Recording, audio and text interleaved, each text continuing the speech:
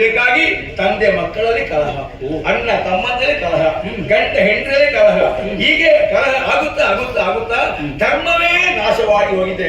ಬ್ರಹ್ಮ, ಕ್ಷತ್ರಿಯ, ವೈಶ್ಯ, ಶೂದ್ರ ಎಂಬ 4 ವರ್ಗದವರು ಯಾವ ದಾರಿ ಯಾವ ಪಥದಲ್ಲಿ ಸಾಗಬೇಕೋ ಅದನ್ನೆಲ್ಲ ಮರೆತ ಸ್ವಾಮಿ. ಬ್ರಾಹ್ಮಣರು ಯಾಗ ಯಜ್ಞಾಗಳನ್ನು ಮಾಡುವುದಿಲ್ಲ. ಇದನ್ನೆಲ್ಲ ಕಾಣುವಾಗ ಹೇಗೋ ಇದ್ದ ಭೂಲೋಕದ ಪರಿಸ್ಥಿತಿ ಹೇಗೋ ಆಗಿ ಹೋಗಿದೆ. ಇದೇ ರೀತಿ ಮುಂದುವರೆದು ಹೌದಾದ್ರೆ ಕೆಲವು ಸಮಯದಲ್ಲಿ ಭೂಲೋಕ ಎಂಬುದು ಇರುವುದಕ್ಕೆ ಇಲ್ಲ ಅಂತ ಅನಿಸ್ತು. ಹಾಗಾದರೆ ವರ್ಣಾಶ್ರಮ ಧರ್ಮಕ್ಕೆ ಯಾವ ಬೆಲೆಯೂ ಇಲ್ಲ. ಸ್ವಾರ್ಥ ಸ್ವಾಮಿ, ಸ್ವಾರ್ಥ. ಧರ್ಮ ಇಲ್ಲ ಅಂತ ಅರ್ಥ ಅಲ್ಲ. ಕೆಲವು ಕಡೆ ಧರ್ಮ ಇದ್ದರೂ ಅಧರ್ಮಿಗಳ ಮುಂದೆ ಈ ಧರ್ಮ ಸಾಗುವುದಿಲ್ಲ ಸ್ವಾಮಿ. ಧರ್ಮ ಎಂಬಂತ ಗೋವು ಒಂದು ಕಾಲದಲ್ಲಿ ನಿಂತಿದೆ ಸ್ವಾಮಿ. ಎಲ್ಲ ಕಡೆ ಅಧರ್ಮವೇ ನಾಶವಾಗಿದೆ. ಈ ರೀತಿ ಆದರೆ ಎಲ್ಲಿಯವರೆಗೆ ಅಂದರೆ ದೇವರಂದ್ರೆ ಎಲ್ಲಿ ಹೇಗುಂಟು ಎಲ್ಲಿ ಸಿಗುತ್ತದೆ ಎಂದು ಕೇಳುವ ಅಲ್ಲಿಯವರೆಗೂ ಮಾನವರು ಮುಂದಾಗಿದ್ದಾರೆ ಸ್ವಾಮಿ. ಆದ ಕಾರಣ ಭೂಲೋಕವನ್ನು ಸಮತೋಲನಕ್ಕೆ ತರಬೇಕು ಅಂತಾದ್ರೆ ಯಾರಾದ್ರೂ ಒಬ್ಬ ಯೋಗಿತಾವಂತ ವ್ಯಕ್ತಿ ಆಗಬೇಕು ಅಂತ ಆಲೋಚನೆ ಮಾಡಿದೆ. ಯಾರು ಅಂತ ನಾನು ಕಂಡದ್ದು ಬೇರೆ ಯಾರೊಂದು ಅಲ್ಲ ಸ್ವಾಮಿ. ಬಾಲನ ಅಧಿಕಾರಿಯಾದಂತ ನೀನೇ ಭೂಲೋಕದ ಕಡೆಗೆ ದೃಷ್ಟಿ ಹಾಯಿಸದೆ ಹೋದ್ರೆ ಭೂಲೋಕ ನಾಶವಾಗುವ ಪರಿಸ್ಥಿತಿ ಒದಗಿ ಬರಬೇಕು. ಜ್ಞಾನ ಗಳಿಸಬೇಕು ಅಂತ ನಾನು ಒದಗಿಸಿಕೊಟ್ಟದ್ದು.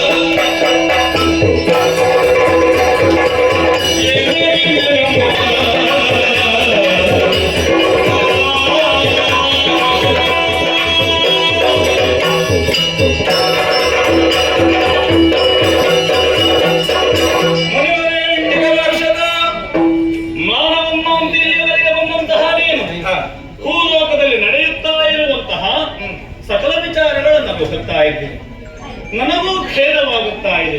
ಹೇಗಿದ್ದ ಭೂಲೋಕ ಹೇಗಾಗಿ ಹೋಯಿತು ಅಂತ ನನ್ನ ಅವತರಣಕ್ಕೆ ಯೋಗ್ಯವಾದಂತಹ ಭೂಮಿಯನ್ನು ಹಾಗೆ ಭಾವಿಸಿ ನಾ ಕಾಣಿಸಿಕೊಂಡೆ ಅಂತಾದ್ರೆ ಭೂಲೋಕದಲ್ಲಿ ನಡೆಯುತ್ತಾ ಇರುವಂತಹ ವ್ಯವಹಾರಗಳ ವಿಶೇಷವಾಗಿ ಸೂಕ್ಷ್ಮವಾಗಿ ನನ್ನ ಗಮನಕ್ಕೂ ಬಂದಿತ್ತು.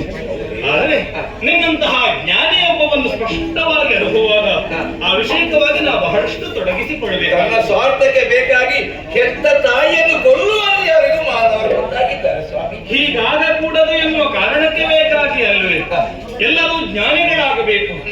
ವೇದಗಳನ್ನು ವಿಭಾಗಿಸಿ ಬೇಕಾದಂತಹ ಜ್ಞಾನವನ್ನು ಹೊಂದುವುದಕ್ಕೆ ಪೂರಕವಾದಂತಹ ವಾತಾವರಣ ನಿರ್ಮಾಣವಾಗಿದೆ. ಹೀಗಿರುತ್ತಾ ಆ ಜ್ಞಾನವನ್ನು ಗಳಿಸುವುದು ಬೇಡ, ಅದರ ಅವಶ್ಯಕತೆ ಇಲ್ಲ. ನಾವು ಸ್ವಾರ್ಥಗಳಾಗಿ ಮುಂದುವರೆದು ಆ ಮೂಲಕವಾಗಿ ನಿತ್ಯ ತೃಪ್ತರಾಗುತ್ತೇವೆ ಎನ್ನುವಂತಹ ಭಾವನೆಯಿಂದ ಎಲ್ಲರೂ ಇದ್ದಾರೆ ಎನ್ನುವುದರ ಅರ್ಥ ಏನು? ದೇವರಿಲ್ಲ, ದೇವರ ಭಯವೇ ನಿಜವಾದ ಜ್ಞಾನದ ಆರಂಭ. ಆ ವಿಷಯಕವಾಗಿ ಭಯ ಹುಟ್ಟದೇ ಹೋಯಿತು ಅಂತಾದರೆ ಹಾಗಾದರೆ ದೇವರಲ್ಲ ಎನ್ನುವಂತಹ ಭಾವವನ್ನು ಶ್ರುತಪಡಿಸುತ್ತಾ ತಾವೇ ಬಲಿಷ್ಠರಿದ್ದೇವೆ, ನಾವು ನಡೆದದ್ದೇ ದಾರಿ ಎನ್ನುವಂತಹ ಅಹಂಕಾರ ಭರಿತತೆ ಕಾಣುತ್ತಾ ಉಂಟು. ಹಾಗಾದರೆ ಇವೆಲ್ಲವನ್ನು ನಿಯಂತ್ರಿಸಬೇಕು ಅಂತಾದರೆ ಇವರಿಗೆ ಅಡಸಿರುವಂತಹ ಅಹಂಕಾರದಿಂದ ವಿಮುಖರಾಗಿ ನಿಜವಾದಂತಹ ಬದುಕನ್ನು ಇವರು ಸಾಗಿಸಬೇಕು ಅಂತಾದರೆ ಇದಕ್ಕೆ ಸರಿಯಾದಂತಹ ವ್ಯವಸ್ಥೆಯನ್ನು ಮಾಡಬೇಕಾದದ್ದು ಪಾಲನಾಕರ್ತನಾದಂತಹ ನನಗಿರುವಂತಹ ಹೊಣೆಗಾರಿಕೆ. ನಾರದ, ಚಿಂತಿಸಬೇಡ. ಇಂತಹ ವಿಷಯಗಳನ್ನು ಭೂಲೋಕದಲ್ಲಿ ಆವರಿಸಿದಂತಹ ಕಾಲದಲ್ಲಿ ಸ್ಪಷ್ಟವಾಗಿ ಅನುಭವಕ್ಕೆ ಯೋಗ್ಯನಾಗಿದ್ದೀಯ ಎನ್ನುವುದು ಸುಸ್ಪಷ್ಟ. ಹಾಗಾಗಿ ಈ ವಿಷಯಕವಾಗಿ ನಾವು ಬಹಳಷ್ಟು ಚಿಂತಿಸಬೇಕಾಗುತ್ತದೆ, ಸರಿಯಾದಂತಹ ತೀರ್ಮಾನವನ್ನು ಕೈಗೊಳ್ಳಬೇಕಾಗುತ್ತದೆ. ಈಗ ನಿನ್ನ ಸಂಚಾರವನ್ನು ಮುಂದುವರಿಸು. ಬೇಕು ಅಂತಾದ್ರೆ ನಿನ್ನನ್ನು ನಾನೇ ಬರಮಾಡಿಸಿಕೊಳ್ಳುತ್ತೇನೆ. ಏನಾಗುತ್ತಾ ಉಂಟು?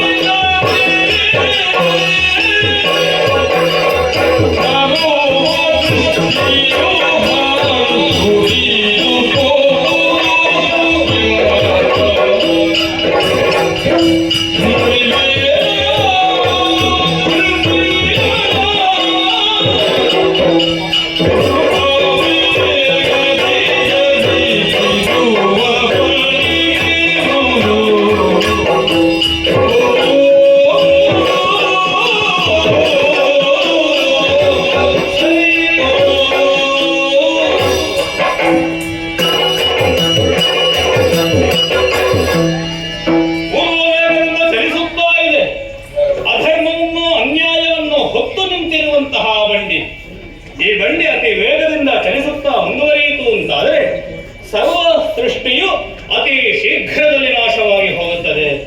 ಆ ಸೃಷ್ಟಿಯನ್ನು ಉಳಿಸಬೇಕು, ಅದರ ಮಹತ್ತತೆಯನ್ನು ತಿಳಿಸಬೇಕು ಎನ್ನುವ ಹಾಗಿದ್ದರೆ ಈ ನಿಯಂತ್ರಣವನ್ನು ಸಾಧಿಸುವುದಕ್ಕೆ ಯಾವ ಉಪಾಯ? ಈ ಬಂಡಿಗೆ ಸೂಕ್ತವಾದಂತಹ ಬಿರಿಯನ್ನು ತೊಡಿಸಿ ಅದನ್ನು ನಿಯಂತ್ರಣಗೊಳಿಸಬೇಕಾದದ್ದು ನಾನು ತಾನೆ. ಆವಾಗಲೇ ನಾನು ಅದರಲ್ಲಿ ಆಡಿದೆ. ದೇವರ ಭಯವೇ ಜ್ಞಾನದ ಆರಂಭ. ಅಂತಹ ಭಯ ಹುಟ್ಟಬೇಕು, ಅಂತಹ ಭಯವನ್ನು ಹುಟ್ಟಿಸಬೇಕು. ಭಯವನ್ನು ಹುಟ್ಟಿಸುವಂತಹ ಶಕ್ತಿ ಬೇಕು, ಭಕ್ತಿಯನ್ನು ಹುಟ್ಟಿಸುವಂತಹ ಒಂದು ಶಕ್ತಿ ಬೇಕು. ಈ ವಿಧವಾದಂತಹ ಶಕ್ತಿಯೊಂದು ಭೂಲೋಕದಲ್ಲಿ ಕಾಣಿಸಿಕೊಳ್ಳಬೇಕು ಅಂತಾದರೆ ಅತಿ ಶೀಘ್ರವಾಗಿ ನಾನು ಒಂದು ನಿರ್ಣಯವನ್ನು ಕೈಗೊಳ್ಳಲೇಬೇಕಾಗುತ್ತದೆ.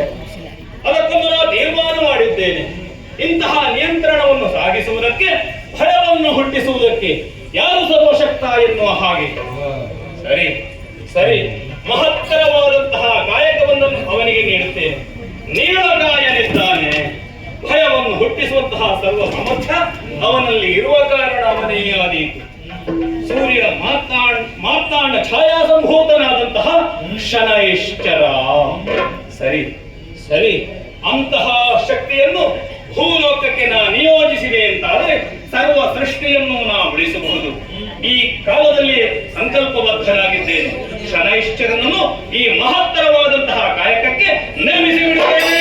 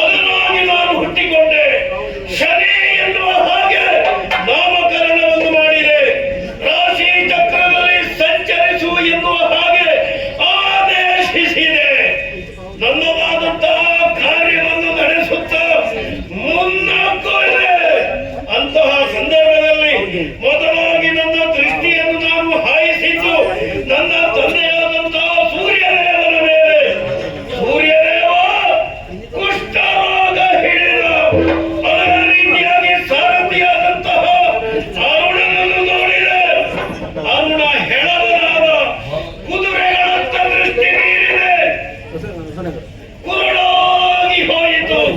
ಆಮೇಲೆ ಸೃಷ್ಟಿಕರ್ತನಾದಂತ ಬ್ರಹ್ಮದೇವರ ಮೇಲೆ ನಮ್ಮ ಪ್ರಭಾವವನ್ನು ಬೀರಿದೆ.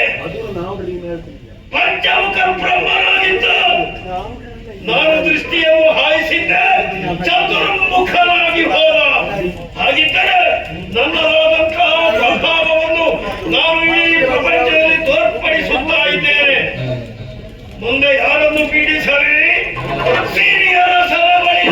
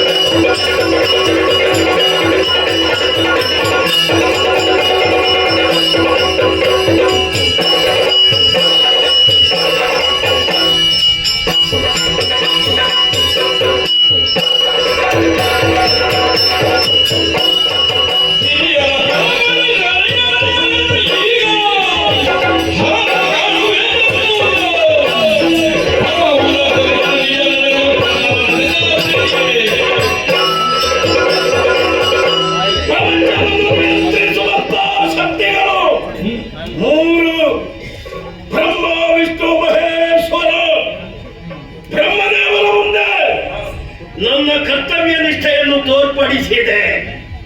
ಇನ್ನುಳಿದ ಇರುವರು ದೇವತೆಗಳು ಸಿರಿಯರ ಸರಬಳಿ ಸಾರಲೇ ಅರ್ಥ ಇಲ್ಲ. ವಿಷ್ಣು ಮೂರ್ತಿಯನ್ನು ನಾನು ಪೀಡಿಸುವುದರಲ್ಲಿ ಯಾವುದೇ ಅರ್ಥವಿಲ್ಲ. ಯಾಕೆ? ಪ್ರಪಂಚ ಮುಖದಲ್ಲಿ ನಾನು ಕಾಣಿಸಿಕೊಳ್ಳುವುದಕ್ಕೂ ಈ ರೀತಿಯ ವಿಶೇಷವಾದ ದೌತ್ಯವನ್ನು ನಾನು ಅನುಸರಿಸುವುದಕ್ಕೂ ಕಾರಣೀಭೂತರಾದವ ನಾರಾಯಣ ಸ್ವಾಮಿ. ಆತನನ್ನು ನಾನು ಪೀಡಿಸಿದೆ ಎಂದಾದ್ರೆ ಮೇಲೆ ನೋಡಿ ಉಗುಳಿದ ಹಾಗಾದೀತು. ಹಾಗಿದ್ರೆ ನಾರಾಯಣನನ್ನು ಪೀಡಿಸುವುದರಲ್ಲಿ ಅರ್ಥವಿಲ್ಲ. ಉಳಿದಿರುವ ದೇವರಾದರೂ ಯಾರು? ಕೈಲಾಸವಾಸಿ ಪರಮೇಶ್ವರನ ಮುಂದೆ ನನ್ನದಾದಂತಹ ಕರ್ತವ್ಯ ನಿಷ್ಠೆಯನ್ನು ತೋರ್ಪಡಿಸಲೇಬೇಕು. ಆತನ ಅನುಗ್ರಹವನ್ನು ಪಡೆಯಲೇಬೇಕು. ದೇವೋತ್ತಮ ಇರುವುದಾದರೂ ಎಲ್ಲಿ? ಕೈಲಾಸ ಪರ್ವತದ ಮೇಲೆ ವಾಯಸ ವಾಹನ ಮಾಡಿದ್ದೇನೆ.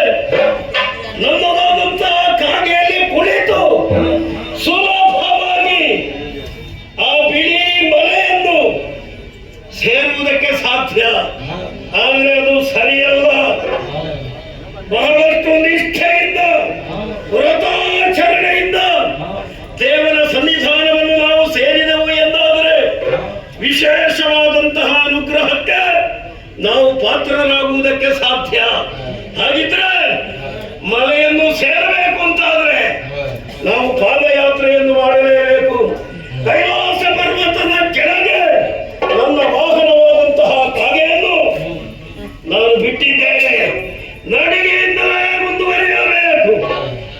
ಸದೈಶ್ಚರ ಎನ್ನುವ ಹಾಗೆ ನನ್ನನ್ನು ಹೇಳುತ್ತಾ ಇದ್ದಾರೆ. ಏನದರ ಅರ್ಥ? ನಿಧಾನವಾಗಿ ಸಂಚರಿಸುವವ. ರಾಶಿ ಚಕ್ರದಲ್ಲಿ ನಿಧಾನವಾಗಿ ನಾನು ಸಂಚರಿಸುವ ಕಾರಣದಿಂದ ನನ್ನನ್ನು ಸದೈಶ್ಚರ. ಹಾಗಿದ್ದರೆ ನಿಧಾನ ಗತಿಯಿಂದ ಕೈಲಾಸ ಪರ್ವತವನ್ನು ಏರ್ತೇನೆ.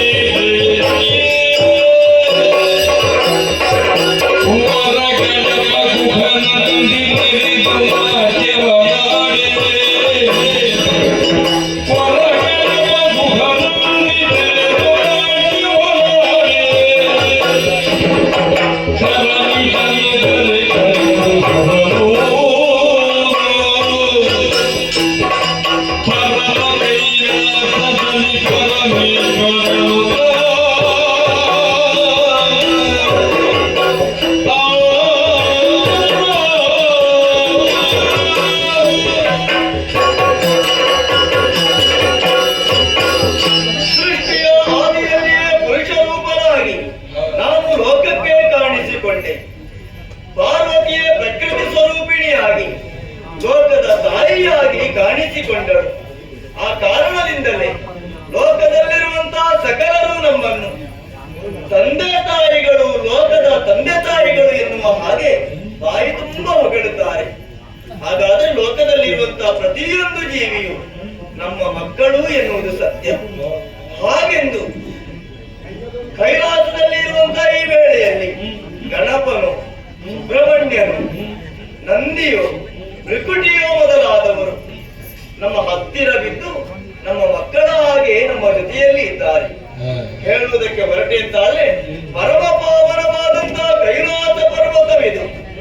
ಲೋಕವನ್ನೇ ಕೈಲಾಸವನ್ನಾಗಿಸಿಕೊಂಡು ಲೋಕದ ಒಡೆಯನಾಗಿ ನಾನಿದ್ದೇನೆ ಎನ್ನುವ ಕಾರಣದಿಂದಲೇ ಕೈಲಾಸದ ಒಡೆಯ ಎನ್ನುವ ಹಾಗೆ ನಮ್ಮನ್ನು ಕೊಂಡಾಡುತ್ತಾರೆ. ಕೈಲಾಸದ ಸುತ್ತಲೂ ಕಣ್ಣರಳಿಸಿ ನೋಡಿದೆವು ಅಂತಾದ್ರೆ ಇದು ಬಿಳಿಯ ಬೆಟ್ಟ. ಶ್ವೇತ ಬಣ್ಣ ಎನ್ನುವುದು ಶಾಂತಿಗೆ ಸಂಕೇತವಾದದ್ದು. ಎಲ್ಲಿ ಶಾಂತಿಯು ಶರದಿಯೋಪಾದಿಯಲ್ಲಿ ನೆಲೆಸಿರುತ್ತದೋ ಅಲ್ಲಿ ಭಗವಂತನಿರುತ್ತಾನೆ ಎನ್ನುವ ಸಂದೇಶವನ್ನು ಲೋಕಕ್ಕೆ ಸಾರುವುದಕ್ಕೆ ಬೇಕಾಗಿ ಪರಮ ಪಾವನವಾದಂತಹ ಕೈಲಾಸ ಪರ್ವತದಲ್ಲಿ ನಾನಿದ್ದೇನೆ. ನನ್ನದಾದಂತಹ ಭಕ್ತರು ಅನನ್ಯವಾದಂತಹ ಭಕ್ತಿಯ ಮೂಲಕವಾಗಿ ನನ್ನನ್ನು ಒಲಿಸಿಕೊಳ್ಳುತ್ತಾರೆ. ಅವರಿಗೆ ಶೀಘ್ರವಾಗಿ ನಾನು ಒಲಿದು ಹೋಗುವವನಾದ ಕಾರಣದಿಂದಲೇ ಅಗ್ಗಳೆಯದ ದೇವರು ಎನ್ನುವ ಹಾಗೆ ನನ್ನನ್ನು ಕರೆಯುವುದು. ಹಾಗೆಂದು ಸ್ಮಶಾನವೇ ನನ್ನದಾದಂತಹ ಮನೆ, ಸ್ಮಶಾನವೇ ಮನೆ ಹೌದು ಅಂತಾದರೆ ನಿತ್ಯ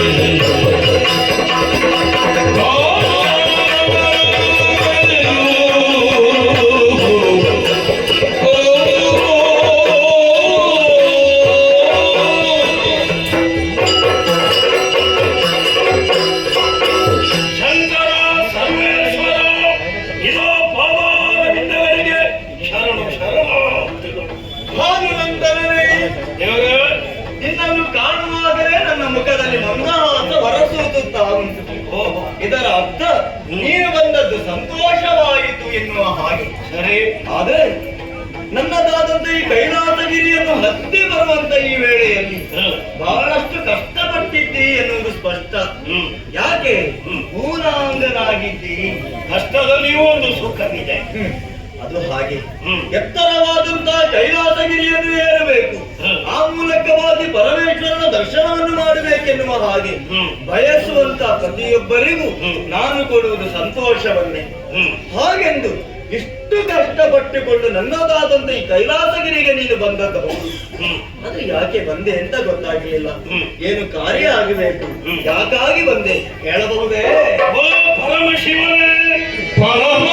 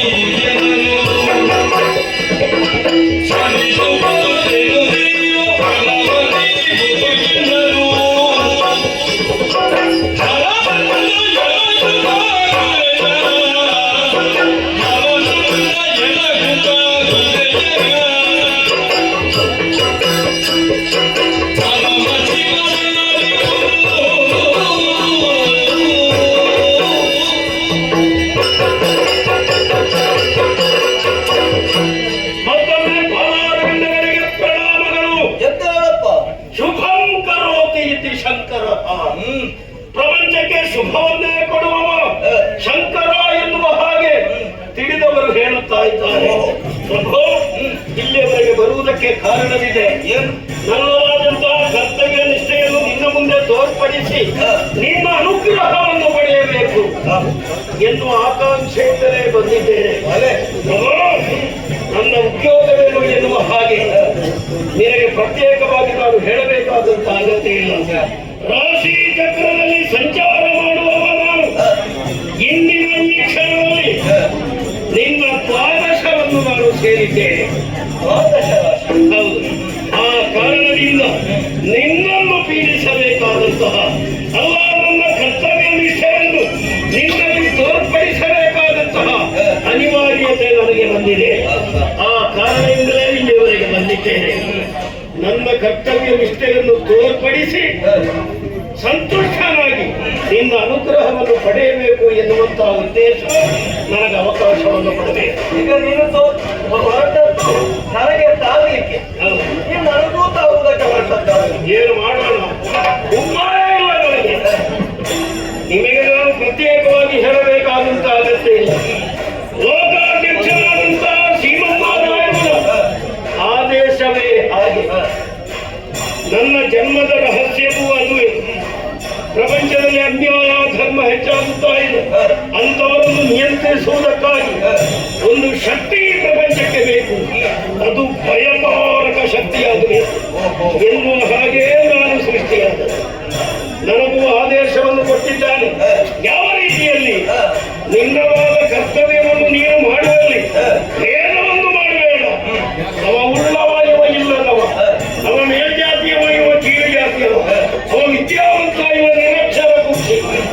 ಎನ್ನುವಂತಹ ಭೇದವನ್ನು ಮಾಡಬೇಡ. ಪ್ರತಿಯೊಬ್ಬರನ್ನು ಪೀಡಿಸಬೇಕು.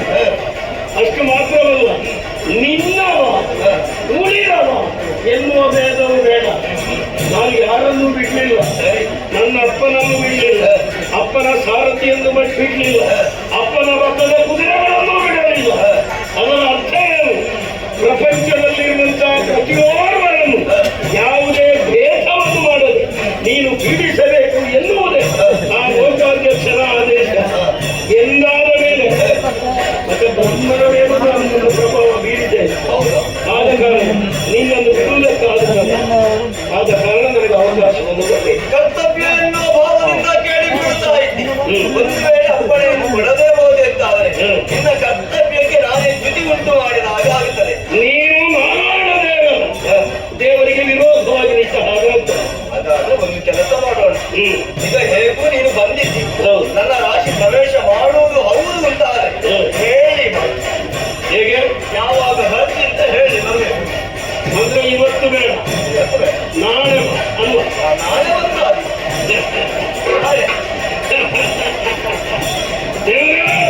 ನಾಳೆ ಪುನಃ ನಾನು ಈ ಹೊತ್ತಿಗೆ ಬರುವಾಗ ನೀವು ನಂತರ ಹೇಳಿದ್ದಿಲ್ಲ, ನಿನ್ನಲ್ಲಿ ಹೇಳಿದ್ದಾನು ನಾಳೆ ಎನ್ನುವ ಹಾಗಲ್ವೇ ಎನ್ನುವ ಹಾಗೆ ನೀನು ಮುಂದುವರಿಸುತ್ತಾ ಹೋದರೆ ಪ್ರತಿದಿನ ಬರುವುದು ಹೋಗುವುದು ಅಂತಾಗಿತ್ತು. ಯಾಕೆ ಹೇಳಿದೆ ನಾನು? ನಿನ್ನ ಮಗನಿಗೆ ಯಾವಾಗ ಮದುವೆ? ನಾಳೆ ಬಂದು ಪಾಪ ನಮ್ಮ ಬುದ್ಧಜ್ಜ ಸ್ವಾಮಿ ಯಾವತ್ತು ಪ್ರಾತಃ ಕಾಲ ಬಂದು ನಿನ್ನಲ್ಲಿ ಕೇಳುವುದು, ಅಪ್ಪ ನನಗೆ ಮದುವೆ ಯಾವಾಗ? ಆಗ ನೀನೇನು ಹೇಳ್ತಿ? ಗಣಪತಿ ದೇವರಿಗೆ ಮದುವೆ ಆಗಿಲ್ವೋ ಇಲ್ವೋ? ಆದರೆ ಪ್ರಪಂಚವನ್ನೇ ಅಂತಹ ಒಂದು ಮಾತುಂಟು.